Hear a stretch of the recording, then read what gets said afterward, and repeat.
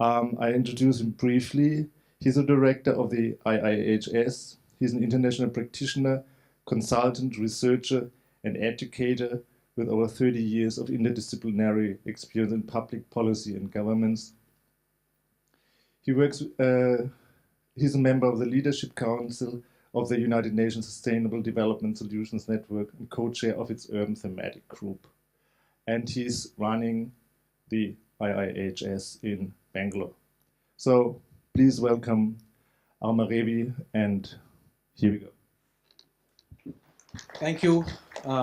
We were meant to, like I said, start this off early in the morning. I won't keep you from the film, but just a quick introduction of why we're here. So I'm a member of the Indian Institute for Human Settlements. I guess India's one of our leading institutions working on urbanization. We run one of India's sort of cutting-edge programs of research, of work on practice, on actually making change, on education, and on training. We're largely based out of Bangalore, though we've had an office in Delhi now for almost 7 years, just down the road. So it's nice to be here in Max Vinod Bhavan in a different incarnation. We've been here over many years, those of us who live in Delhi, to participate in many events here. This is the third cycle that we're doing of Urban Lens. My colleagues from the IIHS Media Lab not only do work on the media, they're all sort of independent filmmakers in their own right. We have a fairly active YouTube channel which has over 1,000 different things on it. And then they educate and train people both inside IIHS and outside on filmmaking and ways of seeing. But we've been running this film festival out of Bangalore for a number of years now. This is the third year. We had a very good sort of season a few weeks back in Bangalore, and we're very glad to bring it to Delhi. And we've been talking about doing things in Delhi. We started our first set of film screening maybe in about 5 years back here. So we're very glad to be here at Max Vinod Bhavan to be able to share this with you. This is a somewhat different festival because it's focused on urban questions.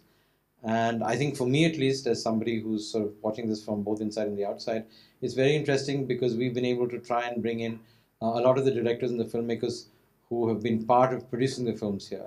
Today during the day, we've been largely focusing on student films, which for us at least is very important because we're trying to bring in the digital art, so to speak, into teaching and learning spaces, and students are very important to this process. But over the next day and a half, I guess you'll be seeing films from more mature filmmakers. Many of them will be in the room.